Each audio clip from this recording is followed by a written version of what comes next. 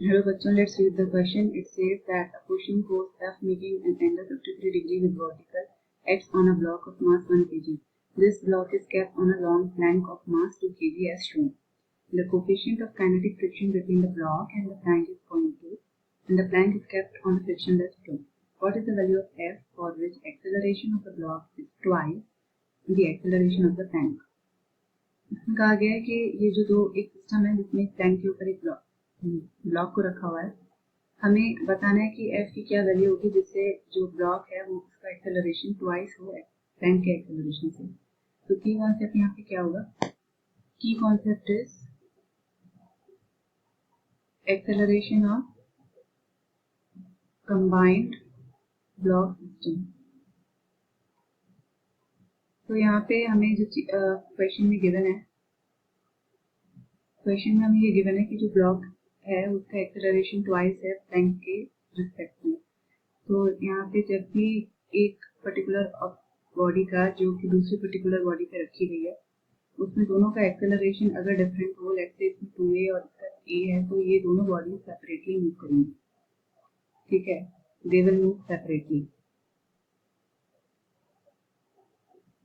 तो ये यहाँ पे कॉन्सेप्ट यूज होगा और साथ ही साथ फ्रिक्शनल फोर्स की अकाउंट में लिया जाएगा।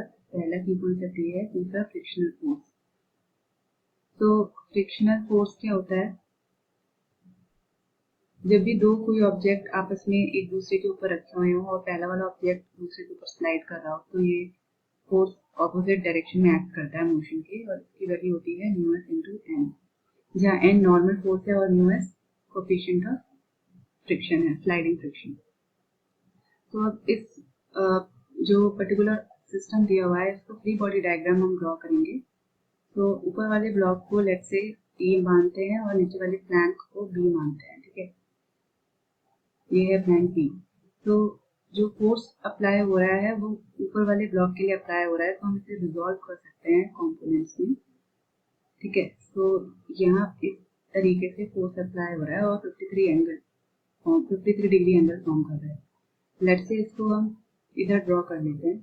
तो जो इसका नॉर्मल, इसका ये जो कंपोनेंट होगा 53 डिग्री एंगल से अटैच्ड, ये है F और 53 डिग्री, और ये कंपोनेंट होगा F sin 53 डिग्री। तो sin 53 डिग्री की वैल्यू होती है 4/5 और cos 53 डिग्री की वैल्यू होती है 3/5। तो जो ब्लॉक पे लगने वाली फोर्सेस हैं उसे एक बार ड्रॉ कर लेते हैं। This is F 4/5 and this is 3/5F, ठीक है। अब ब्लॉक का जो मास दिया गया है वो है 1 kg। तो डाउनवर्ड डायरेक्शन में फोर्स एक्ट कर रहा होगा m इंटू जी, और अपवर्ड डायरेक्शन में नॉर्मल फोर्स एक्ट कर रहा होगा लेट्स से n1, ठीक है। एक्सेलरेशन इस डायरेक्शन में फोर्स लगा है तो एक्सेलरेशन भी इसी पर्टिकुलर डायरेक्शन में होगा, और ऑपोजिट डायरेक्शन में फ्रिक्शनल फोर्स एक्ट करेगा FL। तो FL की वैल्यू होती है म्यू इंटू n। म्यू हमें दे रखा है 0.2, क्वेश्चन में म्यू की वैल्यू 0.2 दे रखी है, और नॉर्मल फोर्स जो है वो है n1। तो नॉर्मल फोर्स हम कैलकुलेट कर सकते हैं फ्री बॉडी डायग्राम की हेल्प से, ठीक है। तो n1 is equal to 3/5F plus mg। तो यहाँ फ्रिक्शनल फोर्स कितना हो जाएगा? 0.2 into 3/5F plus mg। Mass of the block क्या है? 1 kg। तो FL is equal to 0.2 3/5F plus G, ठीक है। तो हाँ, ये रिजल्ट आएगा। इसके बाद हम जो हॉरिजॉन्टल फोर्स लग रही है उसको हम सॉल्व कर सकते हैं। 4F/5 minus FL is equal to M into A। तो यहाँ पे अगेन पुट कर लेते हैं FL की वैल्यू को। So 4F/5 minus 0.2 into 3/5F plus g is equal to acceleration of the block. हम मान लेते हैं कि इस केस में जो ब्लॉक का एक्सेलरेशन है वो 2a है और इस केस में प्लैंक का एक्सेलरेशन a है। तो ये क्वेश्चन में दिया गया है कि ट्वाइस है तो हमने 2a मान लिया। तो अगेन यहाँ पे ब्लॉक का मास 1 है, एक्सेलरेशन 2a हो जाएगा। ठीक है, so 4f upon 5 minus 0.6 upon 5f minus 0.2 into 10 is equal to 2a।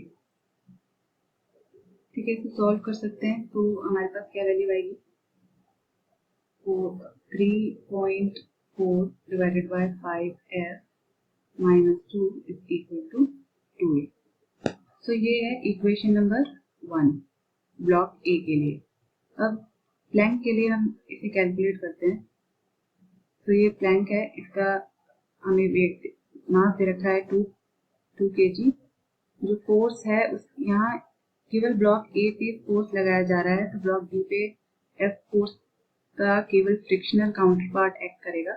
मतलब यहाँ पे फ्रिक्शनल फोर्स एक्ट करेगा जो कि सरफेस के इस डायरेक्शन में होगा।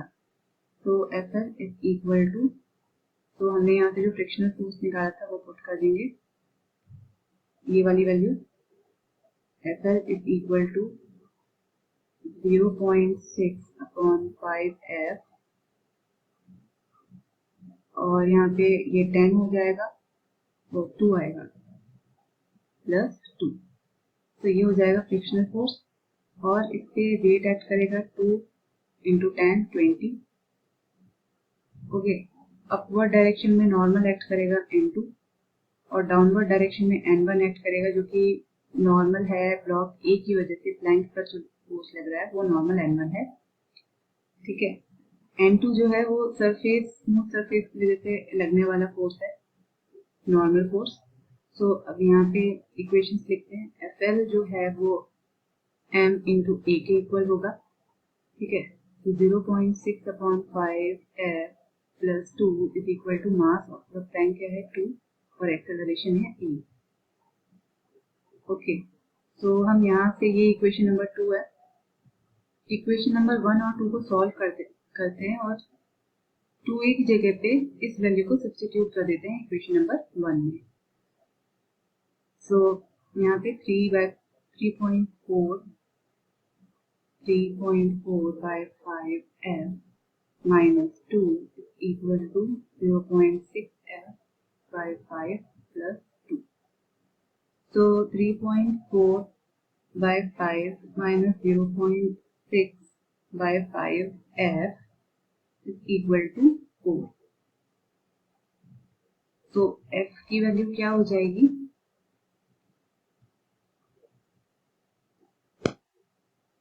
2.8 by 5f is equal to 4. f is equal to 5 4 20 divided by 2.8. तो इसकी वैल्यू 7.14 न्यूटन। तो फोर्स जो है 7.14 न्यूटन होगा। तो ये है आंसर। जो फोर्स अप्लाई होगा ब्लॉक ए पर वो है 7.14 Newton. I hope you understood it well. Best of luck.